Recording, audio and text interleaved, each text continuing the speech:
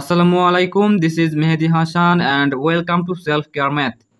আজকের ভিডিওতে আমি আলোচনা করব এসএসসি পরীক্ষা 2021 সালের পদার্থবিজ্ঞান প্রশ্নপত্রের ময়মনসিংহ বোর্ডের 3 নম্বর সৃজনশীল প্রশ্ন নিয়ে। আশা করি ভিডিওটি আপনাদের ভালো লাগবে। আর ভিডিওটি ভালো লাগলে ভিডিওটিতে একটি লাইক দিবেন এবং চ্যানেলটিকে সাবস্ক্রাইব করবেন, কারণ আমি এইরকম ইনোভেটিভ হেল্পফুল ভিডিওগুলো নিয়মিত বানিয়ে যাব ইনশাআল্লাহ। তাছাড়াও আমি সকল বোর্ডের প্রায় সকল প্রশ্নগুলোর উত্তর নিয়ে আলোচনা করেছিলাম। আশা করি সেগুলো আপনারা চ্যানেলের ভিতরে গিয়ে দেখে নেবেন। তো চলুন কথা না বাড়িয়ে আমরা মূল আলোচনায় যাই। আমি আপনাদেরকে প্রথমেই বলে রাখি, এটা একটা ইম্পর্টেন্ট কনসেপ্টের ভিডিও, কারণ এইরকম কনসেপ্টের ওপর ভিত্তি করে এসএসসি পরীক্ষা কিংবা অন্যান্য পরীক্ষায় প্রশ্ন বেশি বেশি করা হয়। তাই আপনারা প্রশ্নটি সুন্দরভাবে বুঝুন এবং প্রশ্নটির সলিউশন আমার সাথে বোঝার চেষ্টা করুন। তো চলুন কথা না বাড়িয়ে আমরা মূল আলোচনায় যাই। So let's get started. প্রথমে আমি প্রশ্নটি একবার পড়ে নিচ্ছি, তাহলে বুঝতে সুবিধা হবে। এখানে বলা হয়েছে 200 গ্রাম ভরের একটি ক্রিকেট বলকে 40 মিটার পার সেকেন্ড বেগে খাড়া উপরের দিকে নিক্ষেপ করা হলো। এখানে একটি ক্রিকেট বলকে খাড়া উপরের দিকে নিক্ষেপ করার কথা বলা হয়েছে। ঠিক ওই মুহূর্তে 2 কেজি ভরের অপর একটি বস্তুকে 150 মিটার উঁচু স্থান থেকে ফেলে দেওয়া হলো। এখানে বলা হয়েছে 2 কেজি ভরের বস্তুকে 150 মিটার উঁচু স্থান থেকে ফেলে দেওয়া হলো। ওকে, আমাদের কিন্তু এখানে দুইটা ঘটনা দেওয়া আছে। যাই হোক, আমাদের ক নম্বর প্রশ্নে বলা হয়েছে মন্দন কাকে বলে। খ নম্বর প্রশ্নে বলা হয়েছে স্পন্দন গতি এক ধরনের পর্যায়বৃত্ত গতি, ব্যাখ্যা করো। এটা কিন্তু ইম্পর্টেন্ট কোশ্চেন, আপনারা একটু মনোযোগ সহকারে উত্তরটি দেখবেন। গ নম্বর প্রশ্নটি হচ্ছে ক্রিকেট বলটির বিচরণ কাল নির্ণয় করো। ঘ নম্বর প্রশ্নটি হচ্ছে ভূপৃষ্ঠ হতে কত উচ্চতায় বস্তু দুটি মিলিত হবে, গাণিতিকভাবে বিশ্লেষণ করো। এটা হচ্ছে আমাদের প্রশ্নটি। এখন আমি আপনাদেরকে পর্যায়ক্রমিকভাবে সলিউশনগুলো দেখিয়ে দেব। তো চলুন আমরা শুরু করি।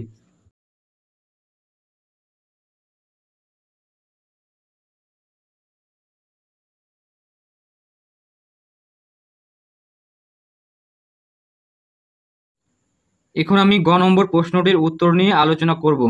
গ নম্বর প্রশ্নে বলা হয়েছে ক্রিকেট বলটির বিচরণ কাল নির্ণয় করো। এটা হচ্ছে আমাদের গ নম্বর প্রশ্ন। এখন আমরা যদি উদ্দীপকটি লক্ষ্য করি তাহলে আমরা দেখতে পাচ্ছি 200 গ্রাম ভরের একটি ক্রিকেট বলকে 40 মিটার পার সেকেন্ড বেগে খাড়া উপরের দিকে নিক্ষেপ করা হলো। এটুকু হচ্ছে ক্রিকেট বলের ক্ষেত্রে ঘটনাটি। এখান থেকে আমাদের বলটির বিচরণ কাল নির্ণয় করতে হবে। ওকে, তো চলুন আমরা বিচরণ কাল সম্পর্কে কিছুটা বেসিক তথ্য জেনে নিই, তাহলে আমাদের প্রশ্নটির সলিউশন করতে সুবিধা হবে। মনে করি এটা আমাদের ভূপৃষ্ঠ। এখন এই ভূপৃষ্ঠ থেকে কোনো বস্তুকে যদি উপরের দিকে নিক্ষেপ করা হয়, তাহলে বস্তুটি কিন্তু আস্তে আস্তে উপরের দিকে উঠতে থাকবে, তাই না? এবং বস্তুটি এক পর্যায়ে গিয়ে থেমে যাবে, অর্থাৎ বস্তুটি উঠতে উঠতে সর্বোচ্চ উচ্চতায় যাবে এবং সর্বোচ্চ উচ্চতায় গিয়ে থেমে যাবে, এবং সর্বোচ্চ উচ্চতা থেকে আবার বস্তুটি নিচের দিকে পড়তে থাকবে এবং ভূমিতে পতিত হবে। আর এই বস্তুটির ভূমি থেকে সর্বোচ্চ উচ্চতায় যেতে এবং এই সর্বোচ্চ উচ্চতা থেকে আবার ভূমিতে ফিরে আসতে যতটুকু সময় লাগবে সেটা হচ্ছে বিচরণ কাল। ওকে, আমি আবারও বলে নিচ্ছি, এই বস্তুটির ভূমি থেকে উপরে গিয়ে আবার উপর থেকে নিচে আসতে যতটুকু সময় লাগবে সেটা হচ্ছে বিচরণ কাল। আশা করি আপনারা বুঝতে পেরেছেন। আর বিচরণ কালের ক্ষেত্রে একটা ইন্টারেস্টিং বিষয় হচ্ছে বস্তুটি এই ভূমি থেকে সর্বোচ্চ উচ্চতায় যেতে যতটুকু সময় লাগবে আবার সর্বোচ্চ উচ্চতা থেকে ভূমিতে ফিরে আসতে ততটুকু সময় লাগবে। ওকে, অর্থাৎ এটার দ্বারা আমরা বুঝতে পারলাম বস্তুটির ভূমি থেকে সর্বোচ্চ উচ্চতায় যেতে যতটুকু সময় লাগবে সেটাকে আমরা যদি 2 দ্বারা গুণ করি তাহলে আমরা বিচরণ কাল পেয়ে যাব।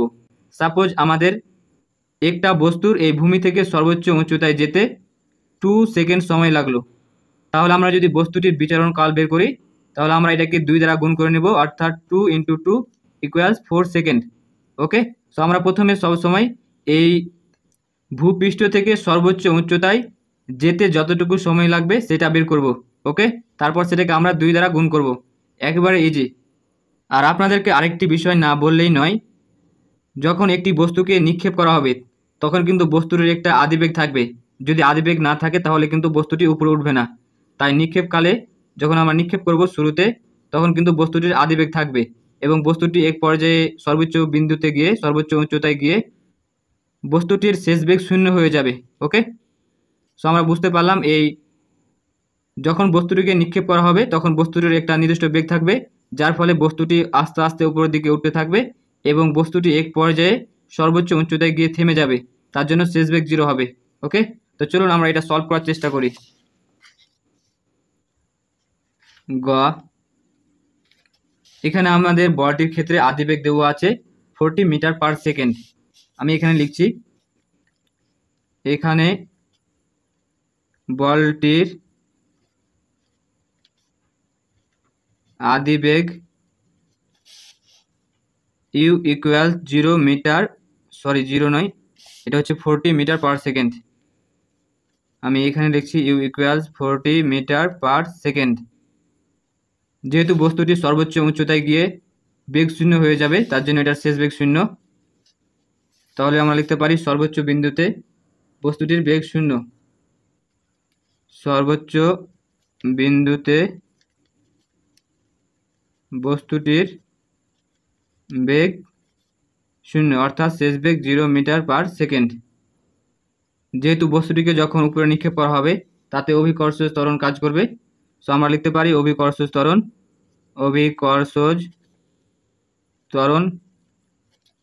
G equals 9.8 metre per second square. Okay, এখন আমরা এই বস্তুটির এখান থেকে এই সর্বোচ্চ উচ্চতায় যেতে কতটুকু সময় লাগবে সেটা বের করব। সো আমরা লিখতে পারি, মনে করি সর্বোচ্চ উচ্চতায় উঠতে বলটির প্রয়োজনীয় সময় টি হলে আমাদের বলটির ক্ষেত্রে আদিবেগ দেওয়া আছে, শেষ বেগ, অভিকর্ষজ ত্বরণ এবং টি। আমরা এগুলোর কম্বিনেশনে একটা সূত্র জানি, আশা করি আপনারা জানেন। আমি লিখে দিচ্ছি, আমরা জানি v equals u minus g t. আপনারা জাস্ট এগুলোর সাথে কম্পেয়ার করবেন, তাহলে কোন সূত্রটি ব্যবহার করতে হবে সেটা বুঝতে পারবেন। এখন আমি মানগুলো বসিয়ে দেব। শেষ বেগ হচ্ছে 0, আদিবেগ হচ্ছে 40 মাইনাস জি এর মান 9.8 এবং টি বসে যায়, যেহেতু আমরা টির মানটা বের করছি। এখন আমরা এটাকে পাশে নিয়ে আসবো, তাহলে 9.8 টি এ পাশে হবে 40। যেহেতু আমরা টি এর মান বের করবো তার জন্য টিকে এক পাশে রেখে দেবো, 40 এটা গুণ হয়ে আছে, এ পাশে এসে ভাগ। এখন আমরা যদি ভাগ করি তাহলে আমরা পাই অতএব টি ইকুয়ালস 4.082 সেকেন্ড। আমাদের এই সময়টুকু হচ্ছে এই ভূমি থেকে সর্বোচ্চ উচ্চতায় যেতে যতটুকু সময় লাগে সেটা। এখন আমরা এটার সাথে 2 দিয়ে গুণ করব, তাহলে বিচরণ কাল পেয়ে যাব। অতএব বিচরণ কাল টি ইকুয়ালস, এটা হচ্ছে capital T equals 2t, so 2 into 4.082 আমরা গুণ করলে পাই 8.16 সেকেন্ড। অতএব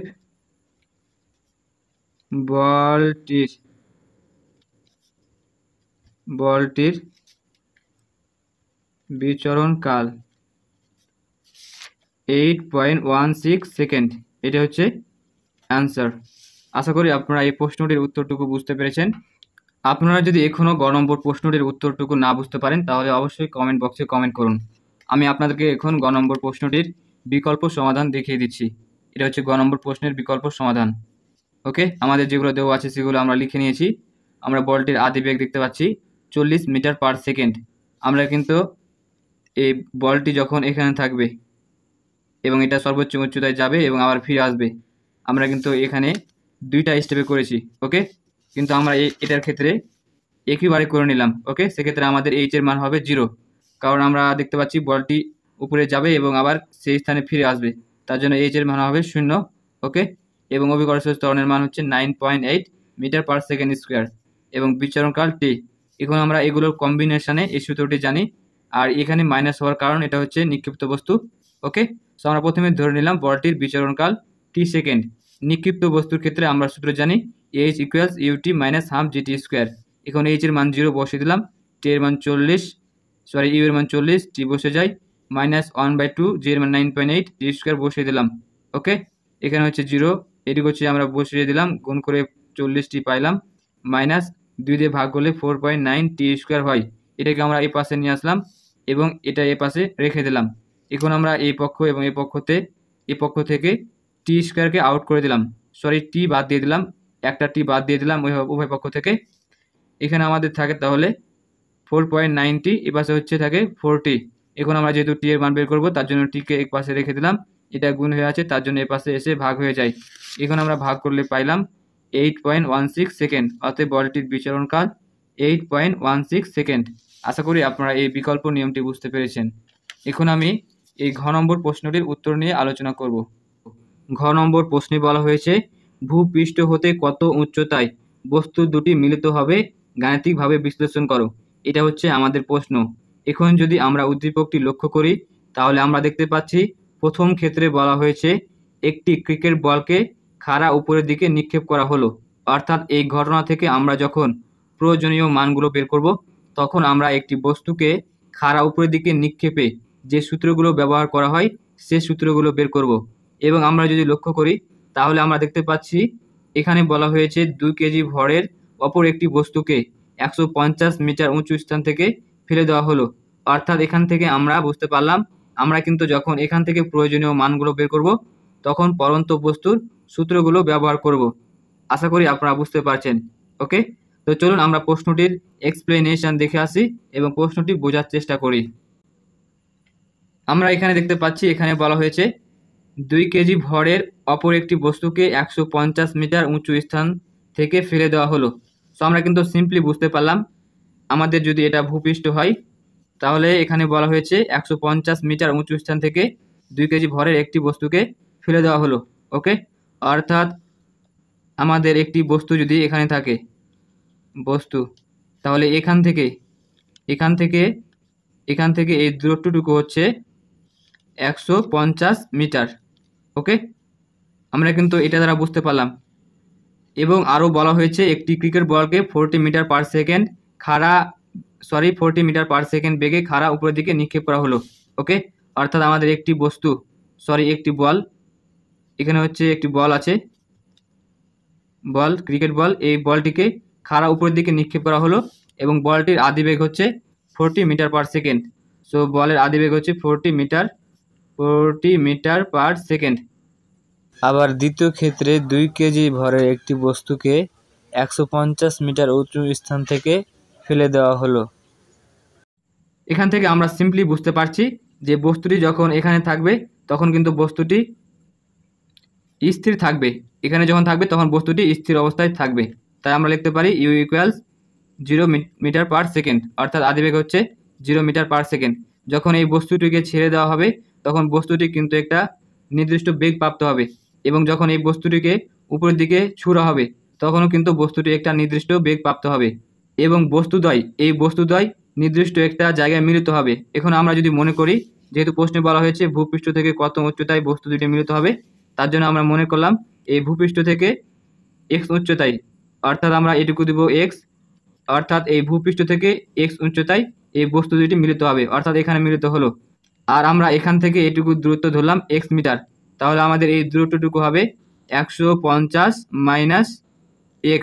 ওকে, 150 মাইনাস x, কারণ এই পুরোটুকু দূরত্ব হচ্ছে 150 মিটার আর এটুকু হচ্ছে x মিটার, তাহলে 150 থেকে এটুকু বাদ দিলে এই দূরত্বটুকু, তাহলে আমরা এই দূরত্বটুকু পেয়ে যাই। ওকে, আর আপনাদেরকে শেষ কথা বলে নিতে চাই, সেটা হচ্ছে যেহেতু এই বস্তুটি উপর থেকে নিচে পড়ছে তার জন্য এখানে আমাদের পরন্ত বস্তুর সূত্রগুলো ব্যবহার করা হবে, পরন্ত বস্তুর সূত্র ব্যবহার করব। ওকে, আর যেহেতু আমরা এখান থেকে বলটিকে উপরের দিকে নিক্ষেপ করছি তার জন্য আমরা এই ক্ষেত্রে নিক্ষিপ্ত বস্তুর সূত্রগুলো ব্যবহার করব। ওকে, আশা করি আপনারা এই কনসেপ্টটি বুঝতে পেরেছেন। সো ঘ, আমরা প্রথমে লিখতে পারি টি সময় পর বস্তু দুইটি x মিটার উচ্চতায় মিলিত হবে। যেহেতু আমাদের সময় দেওয়া নাই তার জন্য আমরা সময় ধরে নিলাম। সো আমি লিখতে পারি মনে করি টি সময় পর বস্তু দুইটি ভূপৃষ্ঠ থেকে x মিটার, এই x মিটার উচ্চতায় মিলিত হবে। x মিটার উচ্চতায় মিলিত হবে। এখন আমাদের কাজ হচ্ছে এই বলটির ক্ষেত্রে প্রয়োজনীয় মানগুলো দিয়ে একটি সমীকরণ গঠন করা এবং এই বস্তুটির ক্ষেত্রে প্রয়োজনীয় মান দিয়ে আরেকটি সমীকরণ গঠন করা, এবং আমরা সেই দুটি সমীকরণ সমাধান করে আমাদের প্রয়োজনীয় মানগুলো বের করতে পারবো। এবং আমরা সেই দুটি সমীকরণ সমাধান করে কত উচ্চতায় বস্তু দুইটি মিলিত হবে সেটা বের করতে পারবো। ওকে, আপনারা জাস্ট ভিডিওটি দেখতে থাকুন, তাহলে খুব সহজে বুঝতে পারবেন। এখন আমি এই বলের ক্ষেত্রে, ক্রিকেট বলের ক্ষেত্রে একটি সমীকরণ গঠন করব। সো আমি লিখতে পারি বলটির ক্ষেত্রে, ক্রিকেট বলটির ক্ষেত্রে। ওকে, আমরা যদি এই চিত্রটি লক্ষ্য করি, যেহেতু আমাদের ক্রিকেট বল এটার একটা নির্দিষ্ট বেগ ছিল, সেটা হচ্ছে 40 মিটার পার সেকেন্ড। সো আমরা লিখতে পারি এখানে বলটির আদি বেগ u equals 40 metre per second. Okay, এবং ক্রিকেট বলটি এই নিচ থেকে যেহেতু এই দূরত্বে মিলিত হবে, আর এখান থেকে এটুকু দূরত্ব হচ্ছে x মিটার। সো আমাদের দূরত্ব হবে h ইকুয়ালস x মিটার। যেহেতু এখানে অভিকর্ষ ত্বরণ কাজ করবে, তার জন্য আমি লিখে দিচ্ছি এখানে g equals 9.8 metre per second square, এবং সময়টা হচ্ছে t সময়। ওকে, সো আমরা এটা এবং এই মানগুলোর সাথে যদি আমরা সূত্রগুলো কম্পেয়ার করি, তাহলে কিন্তু আমরা এই সূত্রটি ব্যবহার করতে পারবো। আমি লিখে দিচ্ছি h equals ut minus half gt square, এই সূত্রটি কিন্তু আমরা ব্যবহার করব। ওকে, আপনারা জাস্ট এগুলোর সাথে কম্পেয়ার করবেন। আর এখানে মাইনাস হওয়ার কারণ আমরা দেখতে পাচ্ছি এটা নিচ থেকে উপরে ছোড়া হচ্ছে, অর্থাৎ নিক্ষিপ্ত বস্তু, সেজন্য আমরা এখানে মাইনাস দিলাম। আশা করি আপনারা এটা জানেন। এখন আমি প্রয়োজনীয় মানগুলো বসিয়ে দেবো, বা এইচ এর মান হচ্ছে x মিটার, আমি শুধু x বসাবো, এই এককটা বসাবো না। ইউ এর মান হচ্ছে 40, সো 40 এখানে t থেকে যাই মাইনাস 1/2, জি এর মান হচ্ছে 9.8 ইন্টু টি স্কোয়ার। অতএব x ইকুয়ালস আমরা গুণ করলে পাই 40, টি মাইনাস এটাকে আমরা ভাগ করলে পাই 4.9 এবং টি স্কোয়ার বসে যায়। এটাকে আমরা হচ্ছে 1 নম্বর সমীকরণ দিলাম। এখন আমরা এই বস্তুটির ক্ষেত্রে আরেকটি সমীকরণ বের করব। ওকে, সুতরাং আমরা লিখতে পারি বস্তুটির ক্ষেত্রে, যেহেতু আমরা বস্তুটির ক্ষেত্রে একটা সমীকরণ নির্ণয় করব, সো আমি লিখে দিলাম বস্তুটির ক্ষেত্রে। সো বস্তুটির ক্ষেত্রে আদি বেগ হচ্ছে 0 মিটার পার সেকেন্ড, আমি এখানে লিখে দিচ্ছি এখানে আদি বেগ হচ্ছে 0 মিটার পার সেকেন্ড, যেহেতু বস্তুটি স্থির অবস্থায় ছিল। এবং অতিক্রান্ত দূরত্ব আমরা একটু খেয়াল করি, যেহেতু বস্তুটি এখানে ছিল এবং বস্তুটি এখানে এসে মিলিত হবে, আর এখান থেকে এটুকু দূরত্ব হচ্ছে 150 মাইনাস এক্স। সো এইচ এর মান হবে 150 মাইনাস এক্স মিটার। ওকে, যেহেতু জি কাজ করবে এখানে, তার জন্য আমি জি এর মানটা লিখে দিই minus 2, 9.8 metre per second square. এবং আমাদের সময় আমরা তো টি ধরে নিয়েছি। এখন আমরা এটা এবং এগুলোর সাথে যদি কম্পেয়ার করি, তাহলে কিন্তু আমরা এই সূত্রটি ব্যবহার করতে পারবো। সেটা হচ্ছে আমি লিখে দিচ্ছি যে H equals U T plus half G T square. এখানে প্লাস দেওয়ার কারণ হচ্ছে এই বস্তুটি উপর থেকে নিচে পড়ছে, অর্থাৎ পড়ন্ত বস্তু, তার জন্য এখানে আমাদের প্লাস চিহ্ন ব্যবহৃত হয়েছে। এখন আমি মানগুলো বসিয়ে দেবো। এইচ এর মান হচ্ছে 150 মাইনাস এক্স, এর মান তো 0, সো 0 ইন্টু টি প্লাস 1/2, জি এর মান হচ্ছে 9.8 টি স্কোয়ার।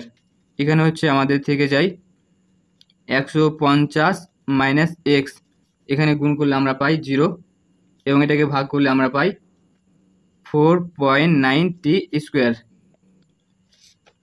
ইমপ্লাইজ দ্যাট আমি 150কে এখানে রেখে দিলাম, এটাকে এই পাশে নিয়ে চলে আসলাম, তার জন্য মাইনাস হয়ে গেল, আর এটা এই পাশে নিয়ে গেলাম, তার জন্য প্লাস হয়ে গেল। এখন এটুকুকে আমি এই পাশে লিখছি এবং এটুকুকে হচ্ছে এই পাশে লিখছি 4.9 টি স্কোয়ার।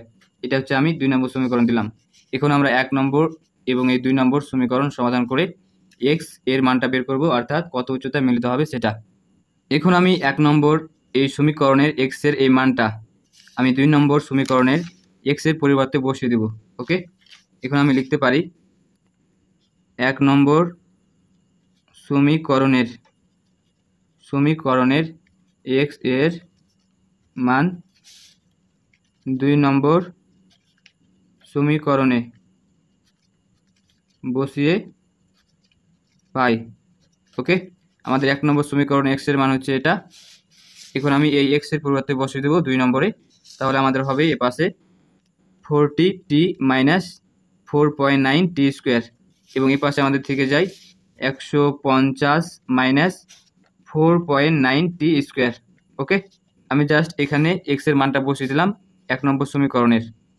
এখন আমি এখানে 40t লিখে দিলাম, এখানে 150 মাইনাস 4.9t স্কোয়ার, এটাকে আমি এ পাশে নিয়ে আসলাম, তার জন্য প্লাস হয়ে গেল 4.9t স্কোয়ার। এখানে আমাদের থেকে যায় 40t ইকুয়ালস এটা এবং এটা বাদ, যেহেতু বিপরীত এবং মানটা একই। এখানে হচ্ছে 150, যেহেতু আমি টি এর মান বের করবো তার জন্য আমি টিকে এক পাশে রেখে দেবো, 150 এটা গুণ হয়ে আছে তার জন্য এই পাশে এসে ভাগ হয়ে যাবে। অতএব টি ইকুয়ালস আমরা ভাগ করলে পাই 3.75 সেকেন্ড। এখন আমাদের এই টি এর মানটা 1 নম্বর কিংবা 2 নম্বরে বসিয়ে দিলে এক্স এর মানটা বের হয়ে যাবে। আমি 2 নম্বরে বসিয়ে দিচ্ছি। এখন লিখতে পারি টি এর মান 2 নম্বর সমীকরণে বসিয়ে পাই। ওকে,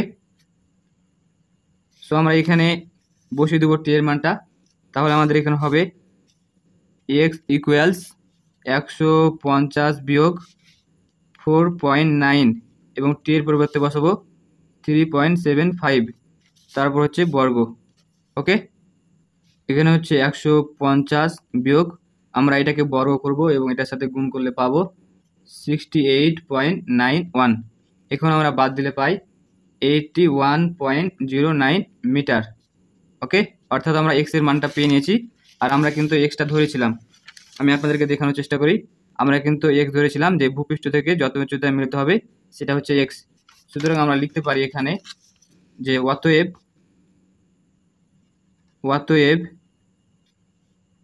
ভূপৃষ্ঠ থেকে 81.09 মিটার উচ্চতায় বস্তু দুটি মিলিত হবে। এটা হচ্ছে আমাদের ঘ নম্বর প্রশ্নের উত্তর। আশা করি আপনারা বুঝতে পেরেছেন। আপনারা যদি এখনও না বুঝতে পারেন তাহলে অবশ্যই কমেন্ট বক্সে কমেন্ট করবেন, আমি ভিডিওটি আবার বানানোর চেষ্টা করব। সো দেখা হবে পরবর্তী ভিডিওতে। সেই পর্যন্ত ভালো থাকবেন, সুস্থ থাকবেন, সেলফ কেয়ার ম্যাথস চ্যানেলে থাকবেন। আল্লাহ হাফেজ।